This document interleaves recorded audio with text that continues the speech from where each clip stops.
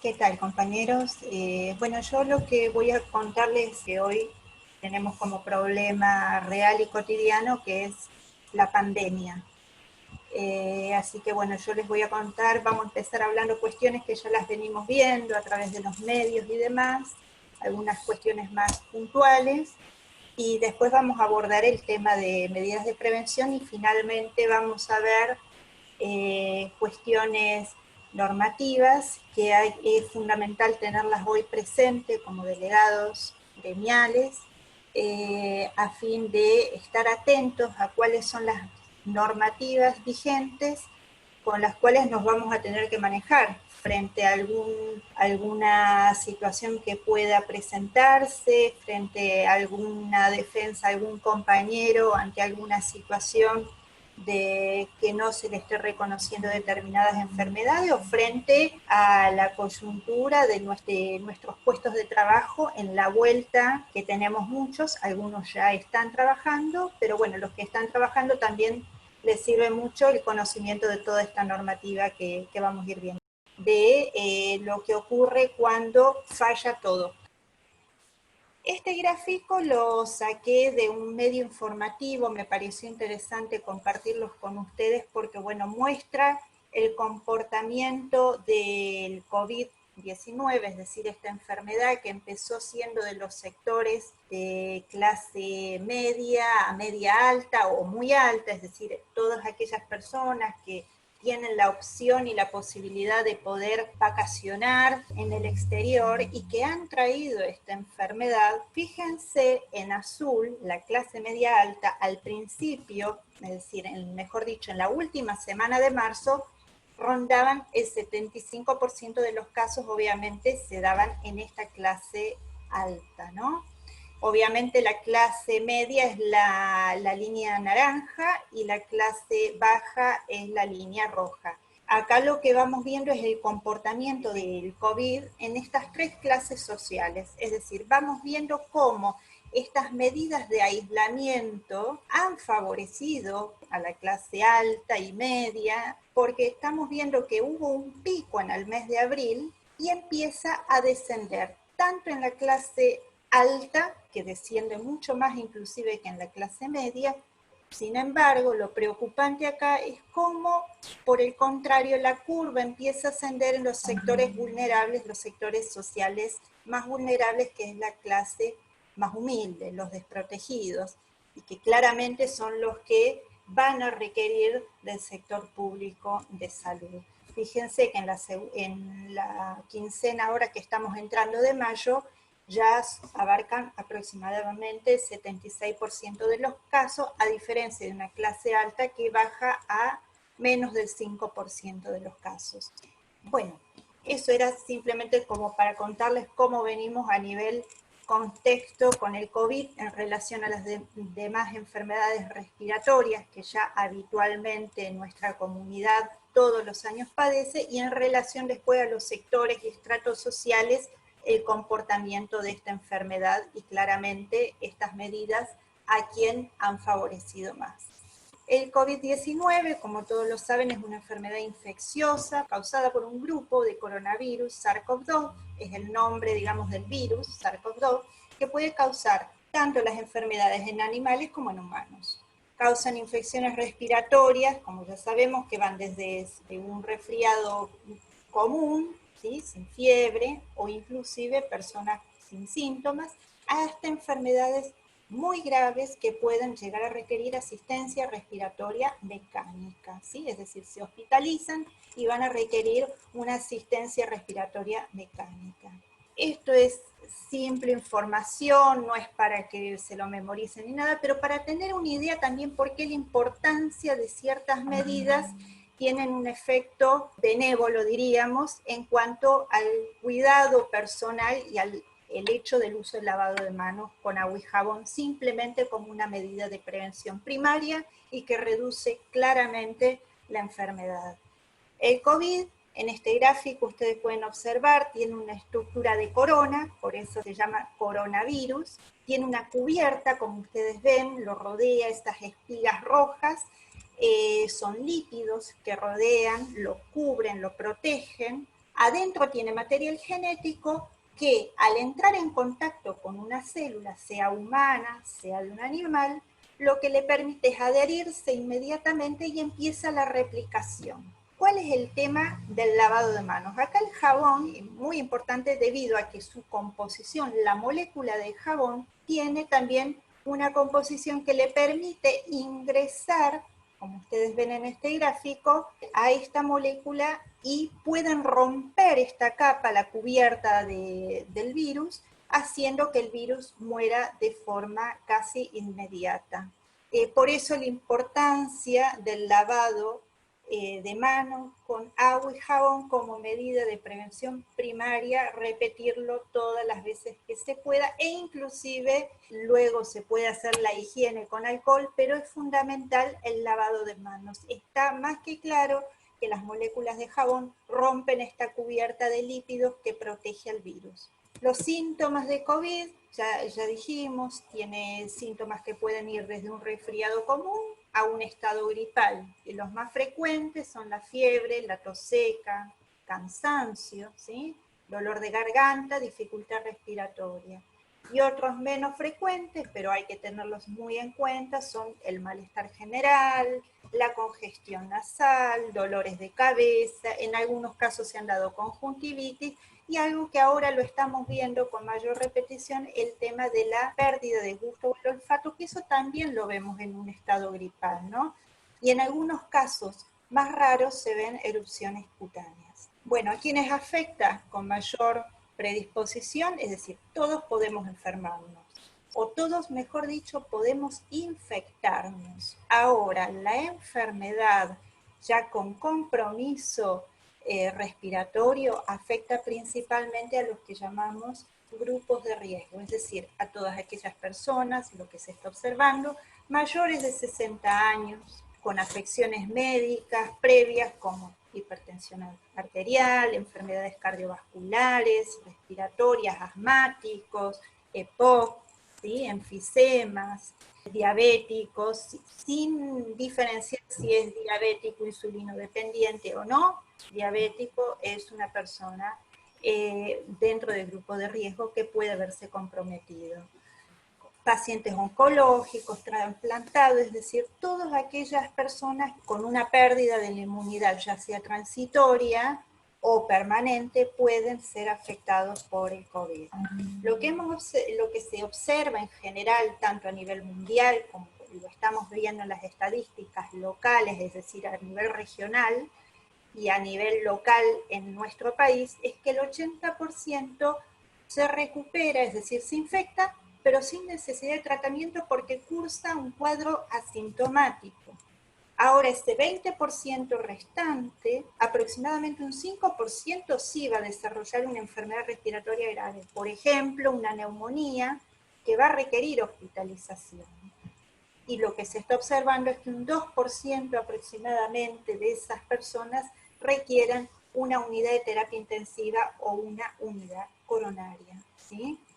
El resto de ese 20% que nos queda cursa con síntomas leves, como dijimos, desde un resfriado a un estado gripal, pero puede cursar de forma ambulatoria, obviamente, cumpliendo el aislamiento social para evitar la propagación de esta enfermedad que es altamente contagiosa.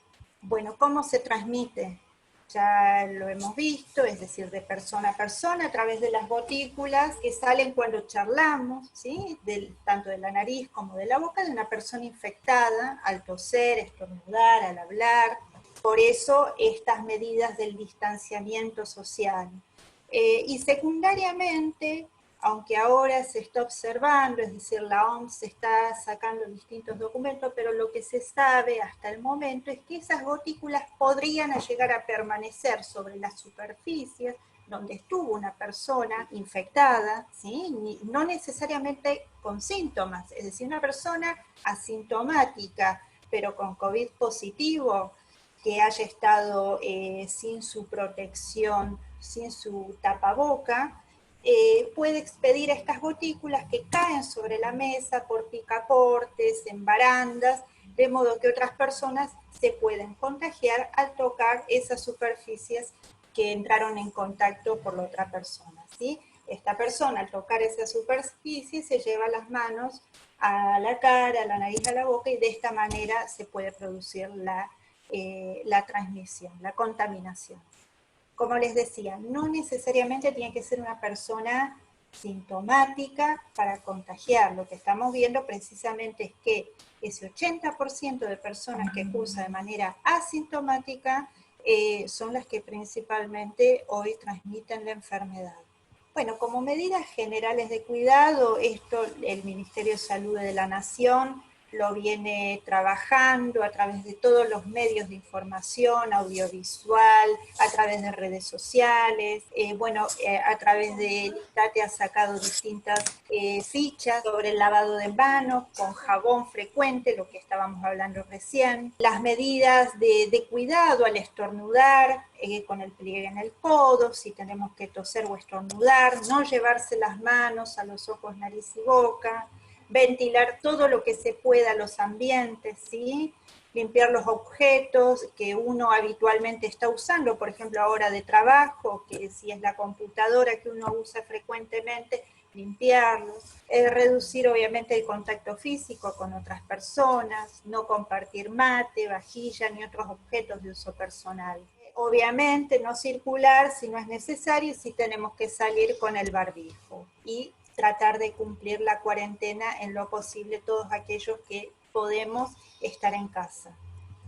Bueno, en cuanto a las medidas específicas de buenas prácticas en ambiente de trabajo, a mí me gusta llamarlo como buenas prácticas laborales para que ese concepto lo empecemos a desarrollar desde los lugares de trabajo como medidas que las tenemos que entender que son así, buenas prácticas que nos van a proteger, no solo a mí en lo individual, sino al colectivo con el que yo trabajo.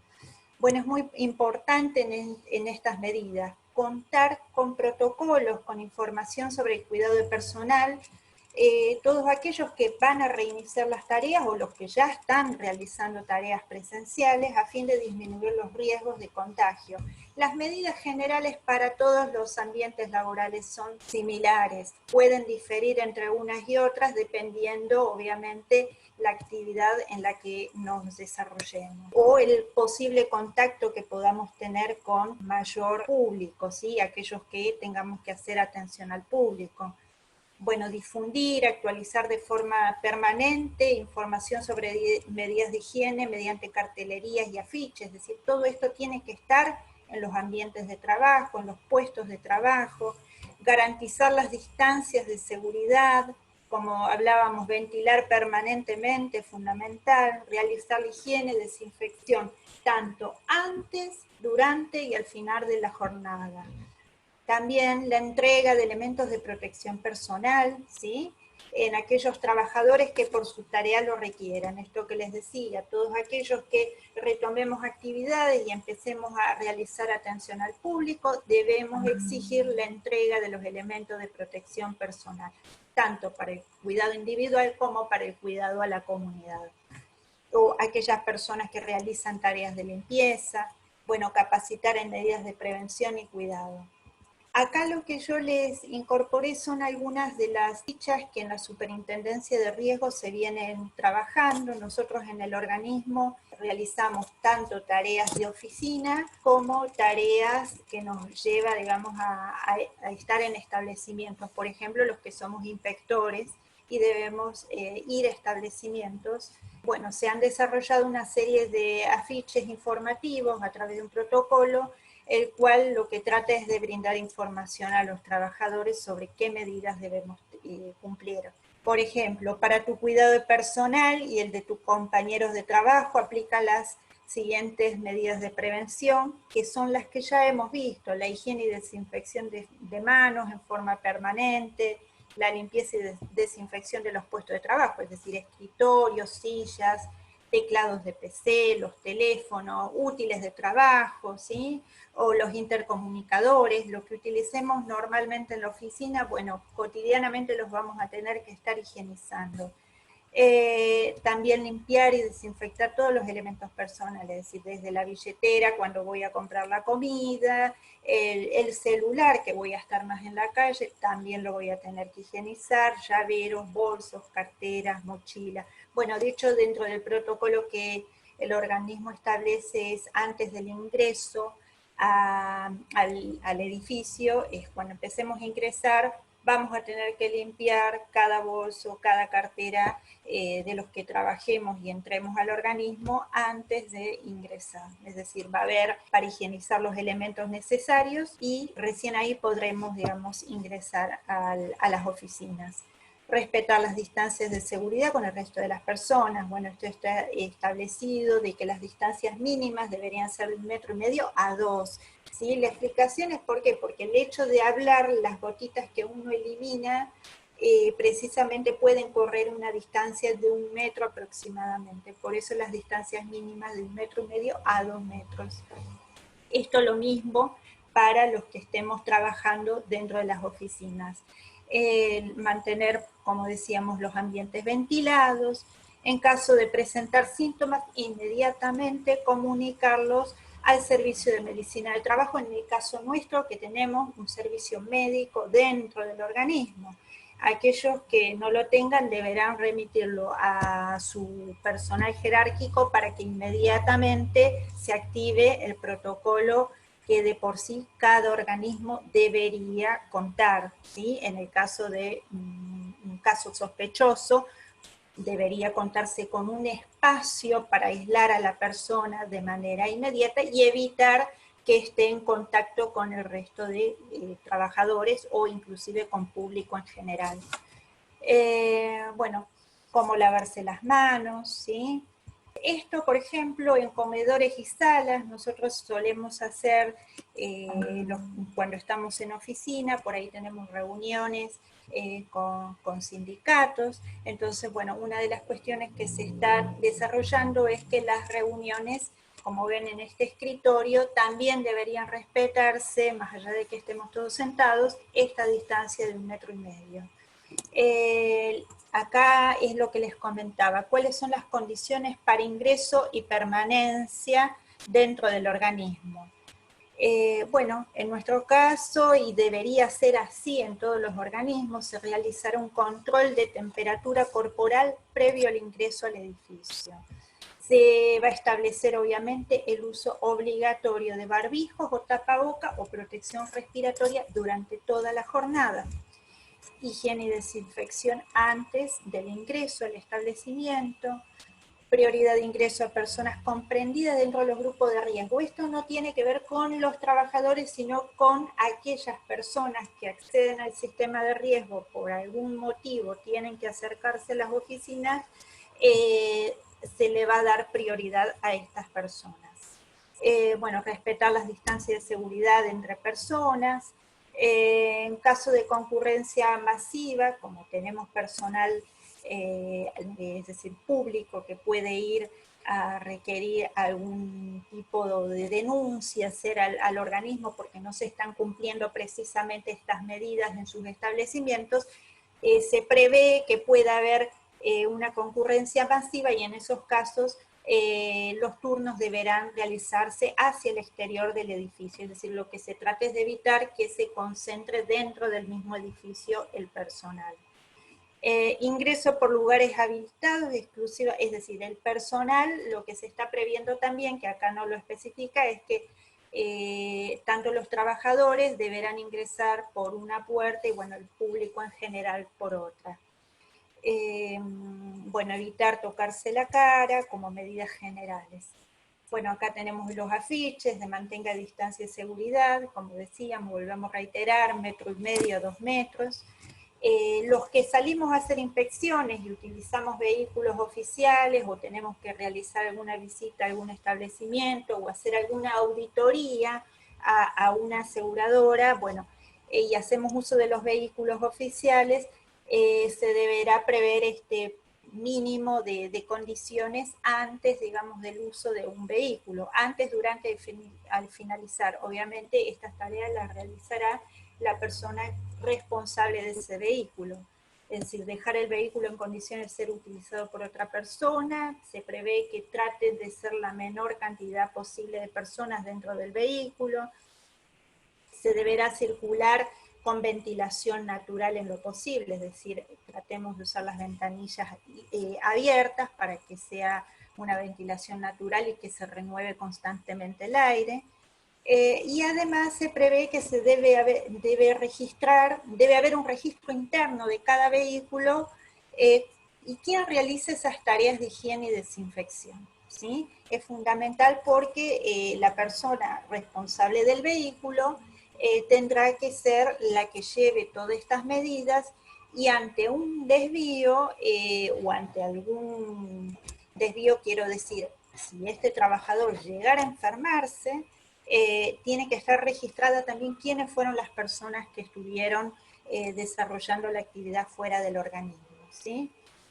Desinfectar el tapizado, volante, palanca de cambio, llaves, tableros, interiores, picaportes, manija de aperturas, trabas, pasamanos, es decir, toda superficie de contacto directo. Como les decía, esto va a ser la persona responsable del vehículo, ¿sí? Que trasladará a 1 o 2 inspectores como máximo. Otra de las recomendaciones dentro del edificio, es decir, los que estemos realizando tareas presenciales, no se aconseja el uso de artefactos de uso común, como habitualmente uno puede llevarse la comida desde la casa, ¿sí? O calentar con la pava térmica o el dispenser de agua. Bueno, se prevé que se desaconseja el uso. Ahora, si lo vamos a usar, va a ser responsabilidad de cada usuario, lo establece así el organismo, con lo cual cada uno deberá realizar la desinfección de todas las partes posibles de contacto antes y después del uso. Lo mismo para el momento de la comida, es decir, en el momento de almuerzo, en los lugares donde hayan comedores, tratar de evitar la aglomeración de personas en el comedor, tratar de respetar estas distancias mínimas, escalonar mediante turnos, es decir, no vamos a volver a la normalidad que tanto hablamos. Precisamente va a ser una nueva normalidad, pero lo que tratamos con esto es precisamente evitar el contagio en donde sabemos que se pueden producir aglomeraciones de personas en distintos lugares. Bueno, otra de las cuestiones es aquellos que por las tareas que realizan, más allá del tapaboca, ¿no? Pero aquellos que realizan una tarea que requiera estar con atención al público, no simplemente un tapaboca va a servir para estar en contacto con múltiples personas asesorando. Los trabajadores de la super que van a tener que asesorar a aquellos trabajadores que vayan a hacer algún reclamo o a tener alguna atención dentro del organismo, deberán contar con los elementos de protección respiratoria, que no es lo mismo que un barbijo, ¿sí? Bueno, acá lo que explica es el procedimiento de colocación del protector respiratorio específicamente, y cómo debe ser la colocación y cómo debe ser el desecho del mismo. Bueno, cómo quitarse los guantes también, ¿sí? Desde la primera colocación y al momento de quitárselo, desde qué lugar tenemos que hacerlo, desde la parte interna para evitar el contacto con la superficie que pudo haber estado en contacto con contaminantes o haber tocado distintas superficies, por lo tanto se extrae el guante desde el borde interno del guante. El primer guante y lo mismo, el segundo guante, introduciendo una de las manos en el interior del guante y dando vuelta ese mismo guante y después desechándolo. Obviamente inmediatamente deberá lavarse las manos con agua y jabón. Bueno, esto es parte de la folletería que el organismo, la superintendencia, a través de un protocolo que ha sacado para los trabajadores que empiecen a realizar tareas presenciales, deberán contar, además de una capacitación obviamente previa mediante el protocolo que estableció el organismo, ¿no? Para tanto trabajadores que realicen tareas presenciales dentro de las oficinas o trabajadores que requieran realizar tareas fuera del organismo, ya sea, como les comentaba, a través de inspecciones o visitas a otros establecimientos.